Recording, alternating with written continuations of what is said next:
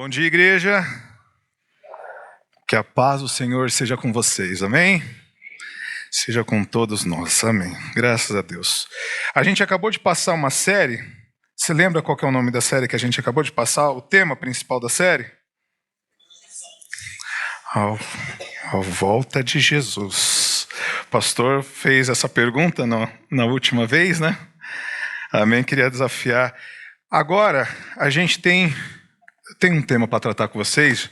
Já está aí o Rei da Glória, para a gente falar sobre esse tema. Porque o que falta, né, para ele voltar? Jesus Cristo está entronizado. Jesus Cristo já senta num lugar de honra. Ele está entronizado num lugar de autoridade, à direita de Deus Pai Todo-Poderoso. Não falta mais nada para ele voltar. A pergunta que eu queria, a proposta é hoje para nós, como que ele ascendeu? Lembra em Atos, quando depois de 40 dias de ter se demonstrado para todas as pessoas, dando prova da sua ressurreição, sabia que mortos saíram de suas tumbas e ficaram vivos? Quando Jesus Cristo, no terceiro dia, quando ele ressuscitou, quando chacoalhou a terra, quando rasgou o véu do templo, pessoas se levantaram naquele tempo?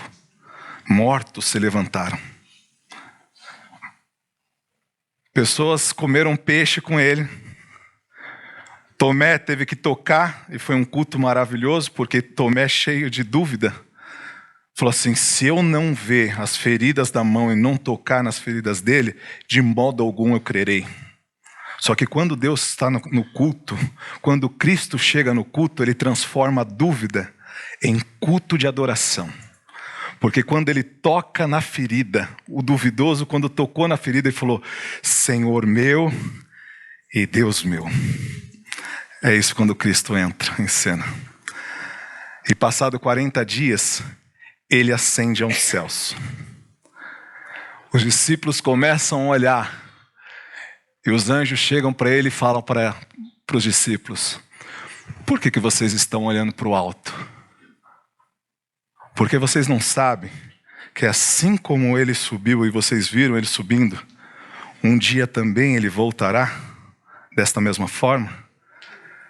O que acontece desse momento até a entrada do céu, tem um salmo que fala do salmo da ascensão de Jesus Cristo. E é ele que a gente vai ler aqui hoje. O Salmo 24. Hoje o culto começou com Salmos. E o pastor trouxe Hebreus. Nós vamos começar com Salmos e também vamos terminar em Hebreus. O Senhor é maravilhoso. Meu Deus do céu. É impressionante. Salmos 24, verso 1. Do Senhor é a terra e tudo que nela existe, o mundo e os que vivem, o que nele vivem. Pois foi ele quem estabeleceu sobre os mares e firmou sobre as águas. Quem poderá subir ao monte do Senhor? Quem poderá permanecer no seu lugar santo? Aquele que tem mãos limpas e coração puro, que não recorre aos ídolos e nem jura por deuses falsos. Verso 5. Esse receberá a bênção do Senhor, e Deus, o seu Salvador, lhe fará justiça. Assim é a geração que o busca a tua face, ó Deus de Jacó. Levantem as portas as suas cabeças, levantem-se, ó portas antigas, para que entre o Rei da Glória. Quem é o Rei da Glória? O Senhor forte e valente, o Senhor valente nas guerras. Levantem, ó portas, as suas cabeças, levantem-se, ó portas antigas, para que entre o Rei da Glória. Quem é este Rei da Glória? O Senhor dos Exércitos. Ele é o Rei da Glória. Amém? Feche seus olhos, vamos orar. Deus eterno, nós te glorificamos, Senhor. De mar a mar, tudo é teu, Senhor Deus. Tudo tem que te louvar, tudo que há fôlego, como disse aqui, Pai. Tudo que respira, porque tudo é teu. todo joelho se dobrará e toda língua confessará que tu és o Senhor, o grande Rei da glória. Senhor Jesus Cristo, a pergunta do profeta, que o Senhor fez ao profeta: podem esses seus ossos secos viverem novamente, Pai? Podemos, Senhor Deus, ouvir a Tua palavra e ficar vivos, Senhor? O profeta bem respondeu: Tu o sabes, Senhor. Sopra Teu vento, Senhor, do Espírito Santo sobre nós. Reaviva os nossos ossos secos, Pai.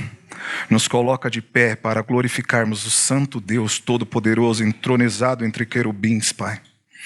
Aquele que é majestoso e todo cheio de glória. A Ele glória, louvor, poder e domínio, em nome de Jesus. Amém. Amém. A figura do Salmo 24 é muito bela, porque se você for ver, eu não estou fazendo anacronismo, que é usar uma coisa antes para aplicar para Jesus. O Salmo está lá para Jesus, ele serve Jesus. Vários salmos são usados para Jesus. E como prova disso, faça um exercício comigo antes da gente chegar aqui no 24. E só os primeiros versos, vai no 22. Olha o verso 22, primeiro verso do Salmo 22. Quem disse essas palavras? Vê se você reconhece essas palavras do Salmo 22, verso 1. Deus meu, por que me abandonastes? Quem é que disse isso? Na cruz, Cristo disse isso. Quem é o nosso pastor? Vai para o Salmo 23. Quem é o verdadeiro pastor? O Senhor, e diz assim no verso 1 do Salmo 23, o Senhor é meu pastor e de nada terei falta. O Senhor se serve desse salmo, porque Ele é o nosso pastor. E aqui no Salmo 24, a gente vê essa ascensão, o dia que Ele sobe. Os puritanos utilizavam esse salmo como um salmo da ascensão de Jesus Cristo. Muitos pregadores veem nesse salmo como um salmo no dia que Ele entra. No dia que Ele entra nos céus. A gente precisa passar por esses salmos e entender essa entrada triunfal de Cristo, aonde Ele reina para todo sempre. No verso 1 está assim: do Senhor é a terra, Salmo 24. Do Senhor é a terra e tudo que nela existe, o mundo e os que nele vivem, pois foi Ele quem estabeleceu sobre os mares e os firmou sobre as águas. Ele reina porque Ele é dono de absolutamente tudo. Ele é dono de tudo, foi Ele que criou. Jesus Cristo criou todas as coisas. Se você for em João, no capítulo 1, verso do 1 ao 3, e eu vou ler aqui, diz assim: no princípio era o verbo, e o verbo estava com Deus, e o verbo era Deus. Ele não era um Deus, ele era Deus. Ele estava no princípio com Deus. Todas as coisas foram feitas por meio dele, e sem ele nada do que foi feito se fez. Ele criou os céus e a terra. Quando alguém te perguntar assim: quem é que criou os céus e a terra? A Trindade Santa estava na criação dos céus e a terra. Deus Pai, Deus Filho, Deus Espírito Santo, um só Deus, criou os céus e a terra. Tudo só existe por causa dele. Sabe por que a gente ainda respira e porque esse mundo ainda está girando e as galáxias ainda estão se movendo? Porque ele está com o rosto virado para nós. O favor de Deus ainda está olhando para nós. No dia, se Jesus Cristo virasse o rosto dele, o mundo explodiria. O universo todo explodiria. Tudo subsiste por causa da atenção que ele dá para o mundo. O mundo não foi feito e foi dado corda para deixar rolando sozinho. Se tem um tema que você deveria se aprofundar e você veria uma das coisas mais belas, é chamada providência divina. Providência divina. Porque a providência divina diz que se você só respira e os seus olhos estão piscando agora por causa do cuidado do nosso Deus para não deixar entrar poeira no seu olho. Ele provê tudo o que nós precisamos. Ele não deu corda e saiu fora. Ele está atento. E esse mundo só gira, a formiga só anda para procurar o seu alimento. O leão só caça a zebra e a zebra só escapa. Ou o leão se satisfaz por causa da providência de Deus. Cada onda que vai e que volta é Deus segurando. Ele falou assim, ele estabeleceu um limite para que cada onda bata lá e volte. Ele dá providência a essa terra, porque Ele fez todas as coisas. O Verbo fez. E quem é o Verbo? Cristo é o Verbo. Ele é dono deste mundo aqui. Foi Ele que fez todas essas coisas. Já viu um mar revolto?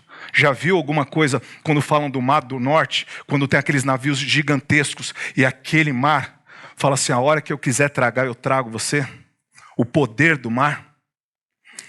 E fala que o mar cabe na palma de suas mãos. Meu Deus do céu. Em Colossenses, capítulo 1, no verso 16 e 17, diz assim, pois nele foram criadas todas as coisas, nos céus e sobre a terra, as visíveis e as invisíveis. Ele não disputa tronos. Sejam tronos, sejam soberanias, quer principados, quer potestades, tudo foi criado por meio dele e para ele.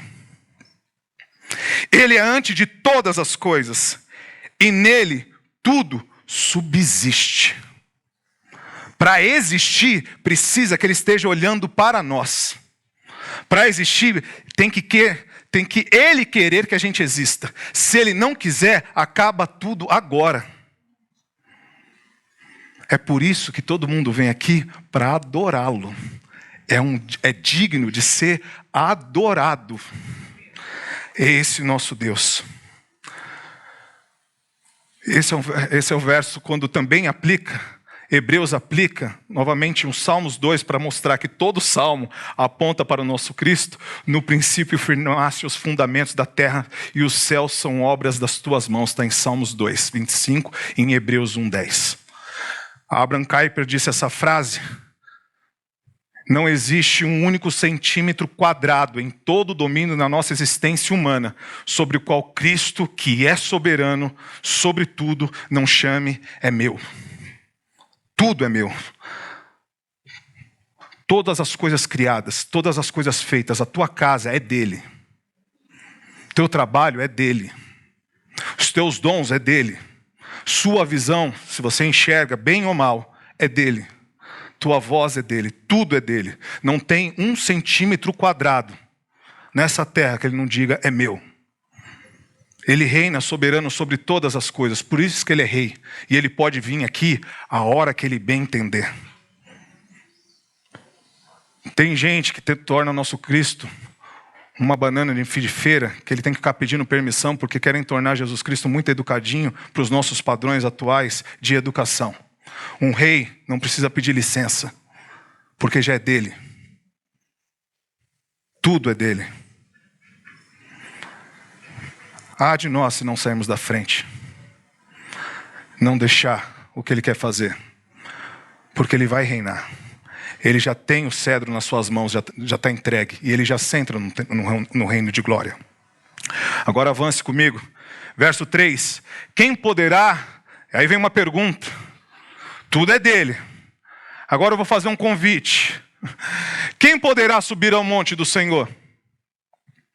Quem poderá permanecer no seu lugar santo? Ah, se fosse um lugar pecador e sujo, aí a gente podia falar, eu posso subir. Mas o lugar é santo, o ar é santo, tudo lá é santo. Quem pode subir lá? Abra comigo em Jó, capítulo 25. Esse eu gostaria que vocês lessem comigo. Jó, capítulo 25. Já que estão falando do problema do mal, vocês devem estar craque em abrir no livro de Jó. Vamos ver. Jó 25, verso 4 e 5. Bilbaldi está falando aqui, um dos amigos de Jó. Tem que colocar entre aspas, né? Mas eles eram amigos de Jó. O suíta. Mas eles eram amigos de Jó. Tem gente que nem enfermo, nem para dar consolação, nem nada vão lá, né? Pelo menos esses daqui foram. Jó 25, 4 e 6 diz assim. Como, pois, seria justo o homem perante Deus? E como seria puro, né? Que está no próximo verso. Seria puro aquele que nasce de mulher? Eis que até a lua não tem brilho, e as estrelas não são puras aos seus olhos, aos olhos de Deus. Quanto menos o homem, que é um verme, e filho de homem, que é um vermezinho. Quem poderá subir ao monte do Senhor e permanecer no seu lugar santo? Bilbaldi chega e fala assim, antes de começar isso, ele dá uma dramatizada, ele fala assim, eu vi um espírito passando que eu chego e arrepiei. E sabe que esse espírito veio? Ó, que benção. Oh, Jesus amado. Isso é chamado de providência. Meu Deus do céu. É Deus provendo. Eu vi um espírito passou sobre mim e ele me disse, e aí ele disse essas palavras. A lua só está lá para brilhar. Ela não tem outra função. E o que ela faz toda noite? Brilha. E as estrelas? Qual é a função das estrelas? Dos gases que estouraram, estão lá brilhando até agora? Só brilhar. Quando Deus olha para as estrelas e olha para a lua, não são puros bastantes. Nada é tão puro quanto os olhos de Deus. Nada é tão puro como Deus. No Monte Sinai, pessoas salvas por Deus, que viram as 10 pragas do Egito, atravessam o mar. Vêm todas as maravilhas de Deus e vão até o Monte Sião, aonde vai ser entregue a nossa revelação, que em parte está em nossas mãos. E a outra parte veio pelos apóstolos. E aí, lá de cima do monte, Deus chama Moisés e falou, sobe, Moisés. E eu vou me colocar atrás de uma rocha. Eu não posso aparecer para você, que senão você morre. Você vai ver minhas costas passando na fenda de uma rocha. Só um reflexo. Algo rápido. Rapidamente. E Deus começa a falar com Moisés. Quando Moisés vê na brecha Deus passando, e eu vi passando, Senhor Deus de misericórdia, longânimo. Parece que há um susto sobre ele. E ele começa a louvar a Deus. Quando Deus começa a falar os mandamentos, o povo lá embaixo, que não podia nem tocar no monte. E Deus falou, ó, desenha uma linha e não deixa nem vaca, nem animal, nem coisa alguma atravessar essa linha. E vocês não toquem no monte. Porque aquele que ultrapassar essa linha morrerá. Porque eu estou ali em cima do monte. Trovão, relâmpago, a volta de Deus, meu Deus do céu. Começam a estrondar lá de cima. E a voz do Senhor começa a falar. O povo começa a ouvir a voz de Deus. E sabe o que o povo diz? Em Êxodo 20, 18 e 19 diz. Todo o povo presenciava os trovões e os relâmpagos. E o sonido da trombeta e o monte fumegando. E o povo vendo isso estremeceu. E se pôs de longe.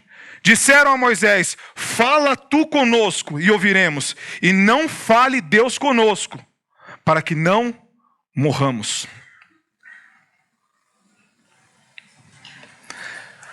Subir no lugar santo é terrível.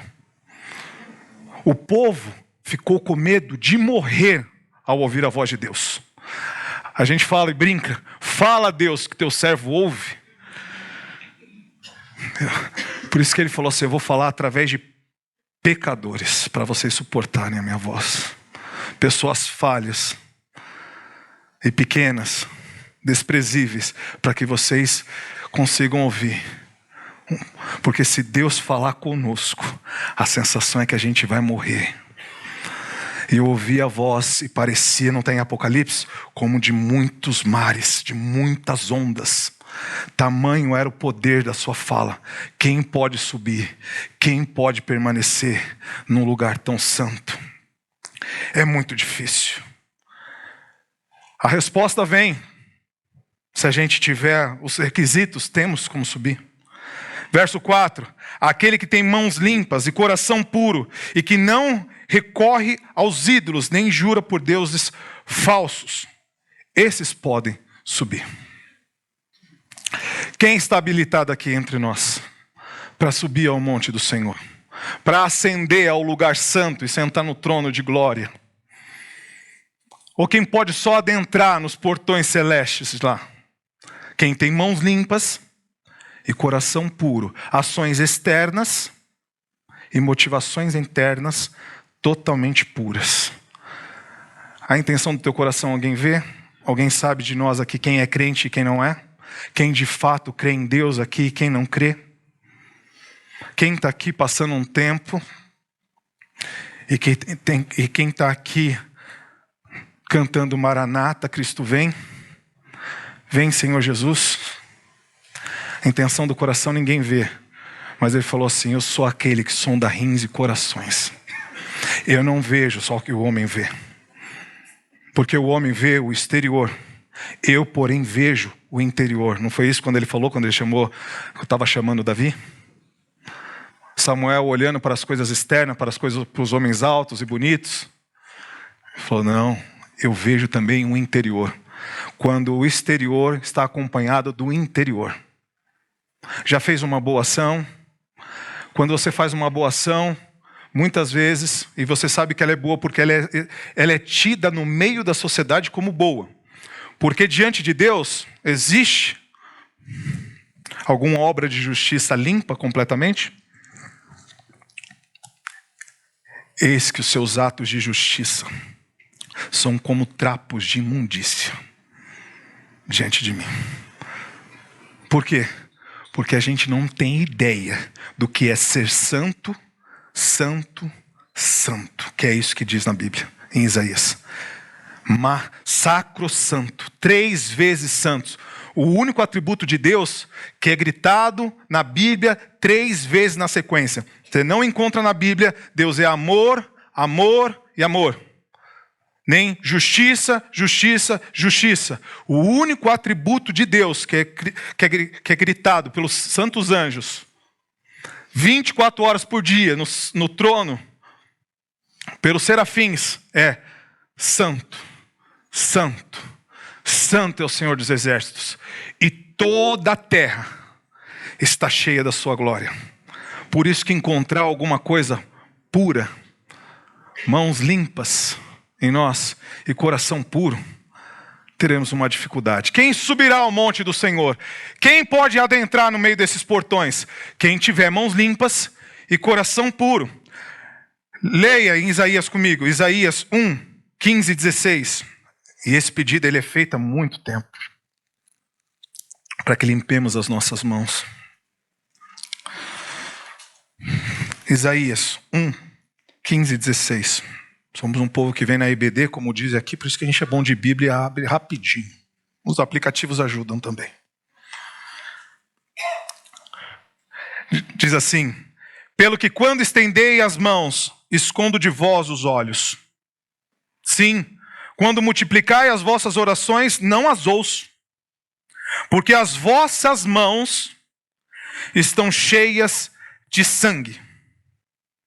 Lavai-vos, purificai-vos, tirai a maldade dos vossos olhos, de diante dos meus olhos, cessai de fazer o mal. Nossas mãos estão sujas. Limpem as mãos, pecadores. Lavem as mãos, parem de fazer maldade. Tiago, e eu vou ler aqui só, Tiago 4:8.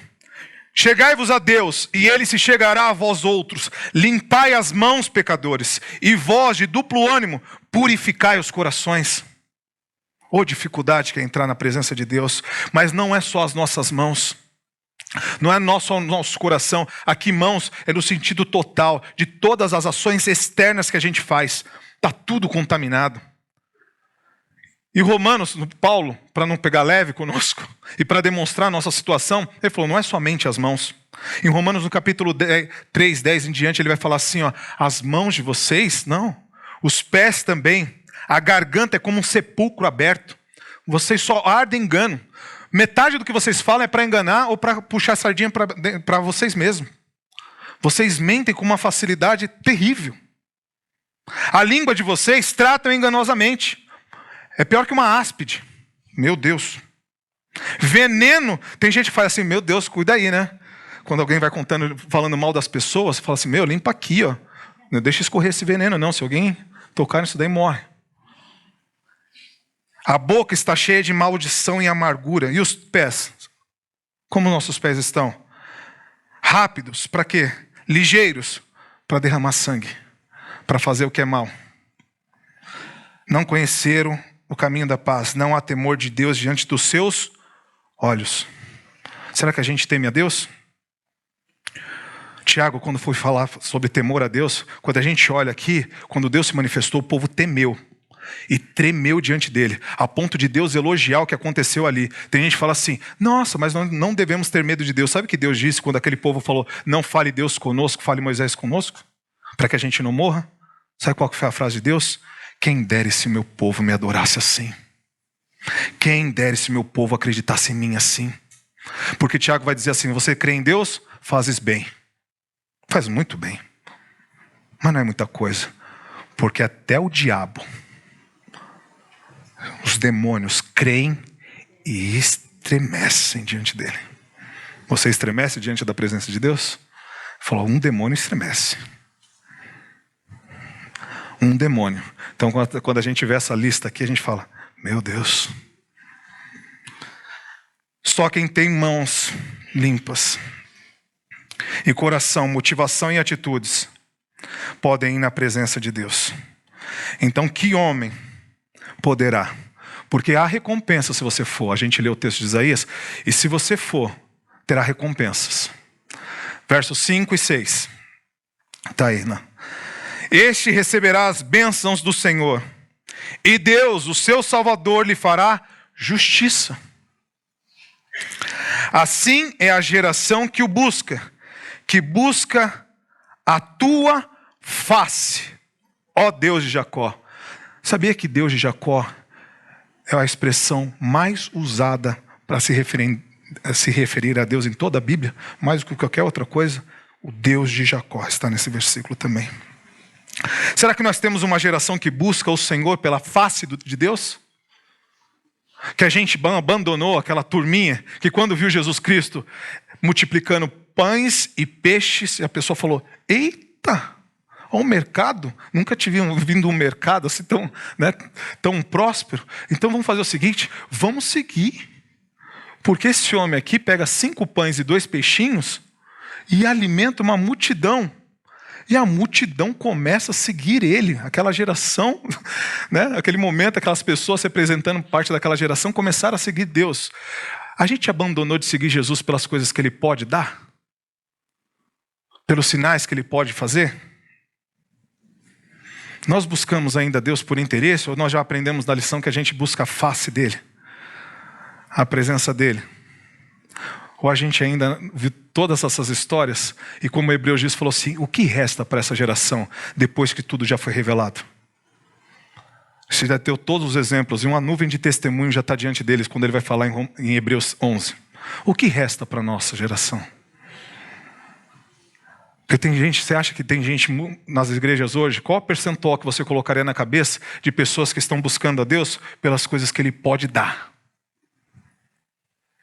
E não por ele, não pela face dele. Porque quem subir ao monte do Senhor e entrar na sua presença receberá justiça. Mas é para ir para buscar a face de Deus.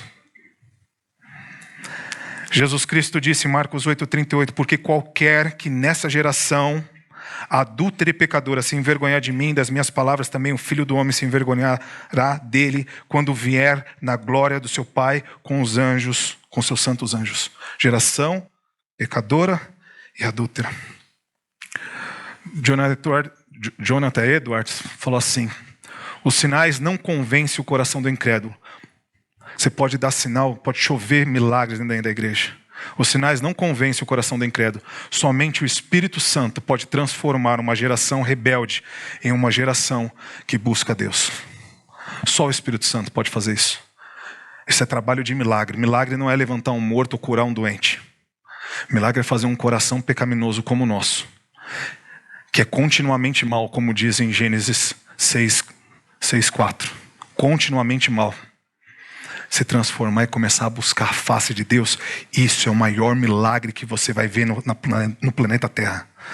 Sabe onde está testemunhado na Bíblia? Quando é que o céu para?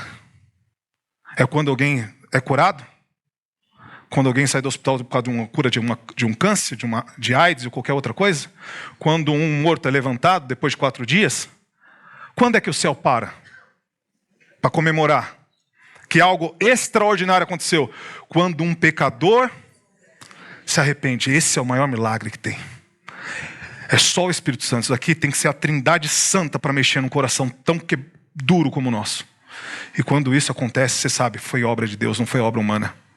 Só Deus pode fazer alguém deixar de buscar coisas para buscar a face. Que homem pode subir então ao monte do Senhor? Quem é ousado bastante para subir até lá? Mas tem que ser homem. Sabe por que tem que ser homem? Quem é que foi rebelde contra Deus? Foi os anjos? Foi os anjos que Deus deu aquela condição no Éden? Foi para os anjos? Foi para nós, os seres humanos. É a raça humana que precisa ser redimida. É o homem que precisava entrar lá. É o homem que precisa entrar com confiança no trono de glória. É um homem que tem que conseguir fazer isso. Mas que homem conseguirá fazer isso? Aquele que é 100% homem e 100% Deus. Houve um homem que ousou entrar naquele lugar. Houve um homem que subiu no lugar santo porque era santo. Teve um homem de carne e osso. Sabia que ele é de carne e osso? De carne e osso. Passou 40 dias aqui comprovando. Sou de carne e osso. Ele é só um espírito. Ele falou assim: tem alguma coisa para comer então?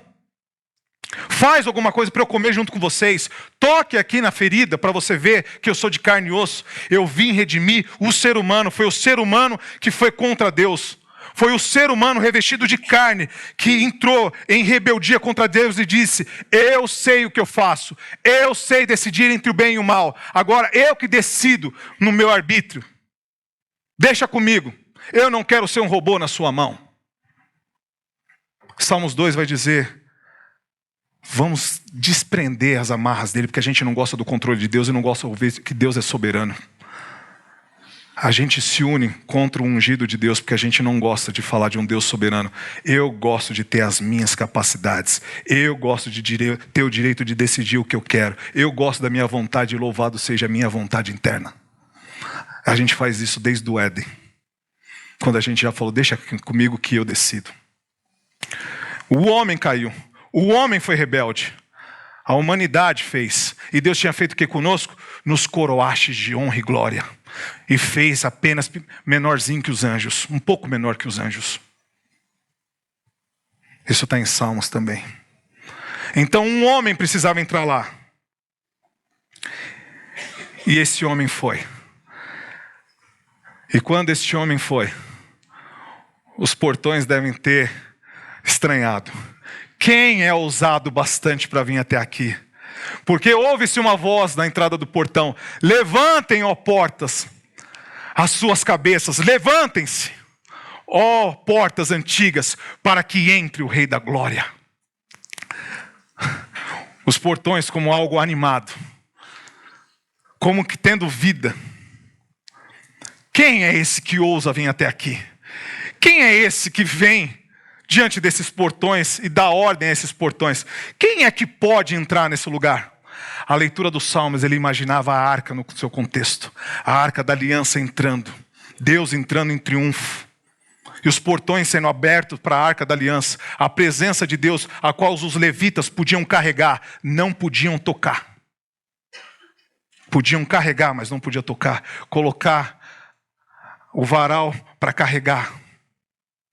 E entrava o Rei da Glória. Essa é a leitura dos antigos. E aqui é aplicada a Jesus na sua ascensão. Nos 40 dias quando ele sobe, ele vai diante dos portões. Era a raça humana que precisava ser resgatada. E este homem, esse Deus, esse maravilhoso Deus, este homem maravilhoso, vai diante dos portões e fala: agora abre. Agora eu vou abrir o caminho. Levantem as portas as suas cabeças. Levantem portas antigas para que entre o Rei da Glória. E a pergunta vem: quem é o Rei da Glória? Quem é este? Não estava nos hinos aqui? Quem é este? O Senhor forte e valente, o Senhor valente nas guerras. Levantem, ó portas, as suas cabeças, levantem, ó portas antigas, para que entre o Rei da Glória. E a pergunta vem: quem é o Rei da Glória? O Senhor dos Exércitos. Ele é o Rei da Glória. Nós temos uma dificuldade gigante de reconhecer quem Jesus Cristo é. Os discípulos não conseguiam. Hoje a gente não consegue. Mesmo tendo toda a revelação que Deus nos deu, nós não temos ela em plenitude. Nós não conseguimos reconhecer Ele. Lembra dos apóstolos lá nas águas com Jesus? O que eles disseram? Quando Ele falou assim: cala-te e aquieta-te para o vento e para o mar. O que os discípulos vieram? Olharam para os outros e disseram: quem é este? Quem é este? Ninguém consegue, nem portas, nem apóstolos, nem profetas profetizaram lá e viam ele apenas com uma imagem. Eu vi, ele tinha um cabelo, Daniel tentando profetizar. Daniel, ele era semelhante a um filho do homem, um ancião de dias. Meu Deus, é maravilhoso. E uma virgem conceberá, disse Isaías, e o seu nome será maravilhoso, Conselheiro, Pai da eternidade, Príncipe da paz. Olhavam ele em partes, e aí ele vem no dia, e quando ele vem e ainda toca e fica no mesmo barco, quando ele começa a se manifestar, os apóstolos falam: quem é este? Meu Deus, quem é esse? Você fala assim: não, mas deve ter alguém com os olhos bastante, com o ouvido bastante atento, que deve ter reconhecido quem Jesus Cristo era. Deve ter alguém. Vamos pegar um maior que Jesus Cristo falou assim, ó: dos nascidos de mulher, não tem ninguém igual a João Batista, o Batista.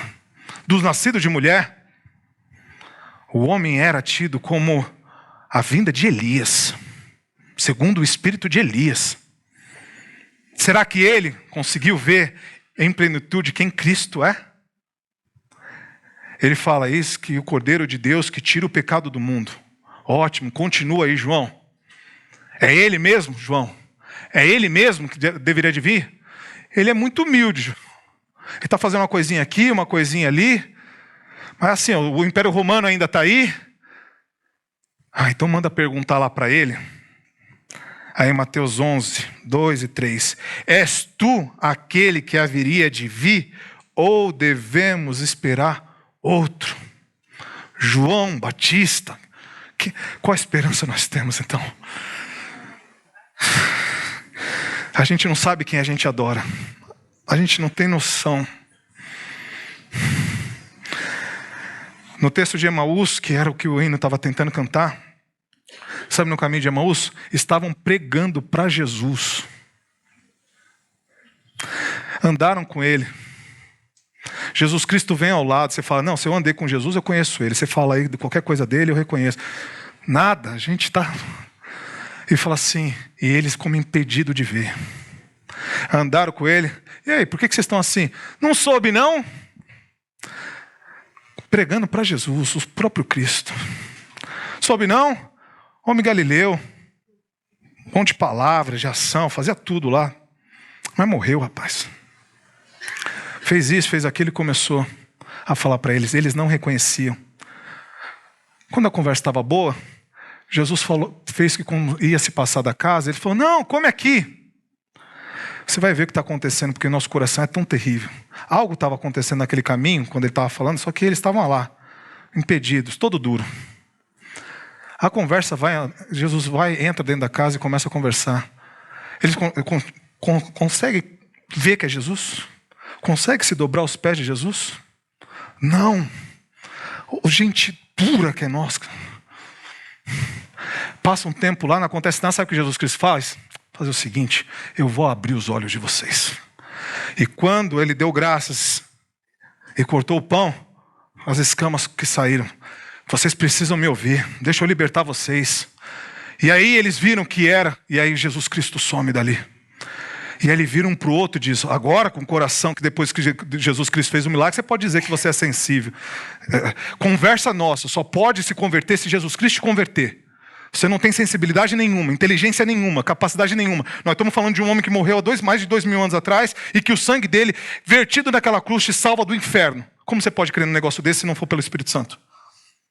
Quando eles viraram para o outro e falaram assim, não ardia o nosso coração enquanto ele nos falava pelo caminho? Então por que você não se dobrou no meio do caminho? Por que você não se dobra no meio do caminho?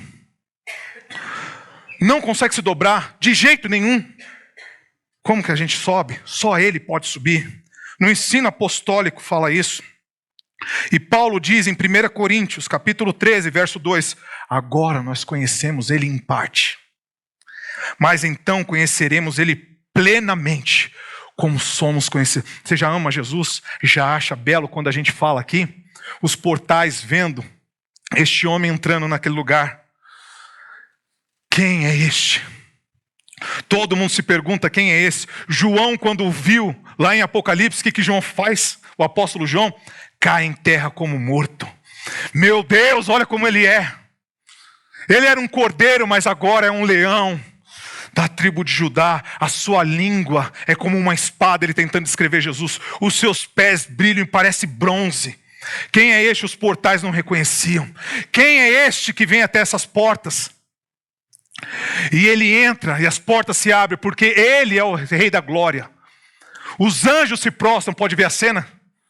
Os anjos se prostram, se você lê Hebreus capítulo 1 inteiro, fala que qual a ele, Deus jamais disse aos anjos, senta-te à minha direita. Sabe o que é sentar à direita? Senta do lado do governo, nós vamos governar, tudo é teu. Eu vou colocar tudo debaixo dos teus pés. E ele entra em glória, em honra, e ele vai como um homem, como um Deus todo-poderoso para aquele trono. E todos os anjos se prostram, os portões se abrem. 24 anciões estão, não está em Apocalipse? Sentados nos seus tronos com coroas na cabeça. Mas quando ele vê o Rei da Glória entrando, sabe o que os anciões fazem? Eles tiram as suas coroas, porque o Rei da Glória está entrando. Quem é digno de usar coroa na presença de Jesus Cristo? Os anjos, os 24 anciões pegam as suas coroas e lançam diante do trono da glória. Porque ele é o Rei da Glória. Em Apocalipse capítulo 5 fala assim, eu ouvi a voz de muitos anjos e seres de todo lugar, no céu, na terra e debaixo da terra, que cantavam, digno é o Cordeiro de receber honra, glória, louvor e domínio. Tudo é dele, a terra dele, foi tudo ele que fez, ele já reina, ele já é dono da sua vida, você queira ou não, ele já é senhor de tudo, você queira ou não. Aqui importa se você vai entender que ele é o rei de todas essas coisas e vai se dobrar agora por graça e por misericórdia. Mas um dia toda língua se confessará e todo joelho se dobrará. Porque o Senhor Jesus, ele é o Rei da Glória. A pergunta é, quem é o Rei da Glória? O Senhor Jesus Cristo é o Rei da Glória, de toda a glória. Em Hebreus 1,13 diz, e qual dos anjos jamais disse, assenta-te à minha direita até que eu ponha os teus inimigos por escabelo dos seus pés. Não resta mais nada para ser conquistado. Ele já conquistou tudo naquela cruz. Ele disse, está consumado. Não tem mais nada. Jesus Cristo pode voltar a qualquer momento, a qualquer hora. Mas ele já reina. No seu coração ele já reina. Neste mundo da criação dele, ele já reina. Tudo é dele. Ele tem todo o poder. Abre comigo em Apocalipse 5 e 2, do 2 ao 5, e a gente termina com esse louvor de glória ao Senhor Jesus. Apocalipse 5, do verso 2 ao 5. Glorificado seja o nome do Senhor Jesus Cristo. Apocalipse 5, do 2 ao 5 diz assim: e vi um anjo forte que proclamava com grande voz: quem é digno de abrir o livro e desatar os seus selos? Quem é digno? Quem pode entrar nos portais? Quem é digno de abrir selo, de abrir portas? E ninguém no céu, nem na terra, nem debaixo da terra, podia abrir o livro, e nem de olhar para ele. E eu chorava muito, porque ninguém se achava digno de abrir o livro, e nem de olhar para ele. E disse-me um dos anciãos, não chores. Eis aqui o leão da tribo de Judá, a raiz de Davi, que venceu para abrir o livro e os seus 7 selos. Ele é digno de abrir o livro. Ele é digno de abrir os portões. Ele rasgou aquele lugar para que a gente possa entrar no lugar santo dos santos. Agora a gente pode chegar com confiança, porque o sangue dele já foi derramado. E uma vez que o sangue dele foi derramado, nas pisaduras deles nós podemos entrar agora com ousadia na presença do trono. Glória ao Senhor Jesus Cristo. Feche seus olhos. Deus eterno, nós te damos graças e glórias pelo sangue do nosso Senhor, porque o Senhor é 2 vezes dono de todas as coisas, uma por ter criado e outra porque o Senhor comprou por sangue cada vida aqui. O Senhor tem poder sobre tudo e pode mandar em tudo e pode fazer o que o Senhor quiser. Dar vida e matar, ferir e curar. Todas as coisas são tuas e nós somos teus servos, Pai. Glorifica o nome de Cristo, Deus, nessa terra. Traz, Senhor Deus, o nosso Cristo para reinar plenamente, porque Ele já reina. Que todas as tribos, de todas as línguas, de todas as nações prestem-lhe culto e tragam os seus tesouros aos pés daquele que é o maior tesouro. Porque o nosso maior tesouro é ver a Tua face, Deus, e ser conhecido assim como nós somos conhecidos. Oh, grande dia, Senhor. E como está escrito, nós pularemos e a nossa alegria não terá fim. Que quando uma ovelhinha sai do curral, como está profetizado, assim será a nossa alegria, Pai. Ela não terá mais fim, porque as primeiras coisas se passaram. O choro, o pranto, são coisas do passado. E enfim a sua glória brilhará, Pai, para sempre e sempre. Em nome de Jesus nós oramos, amém.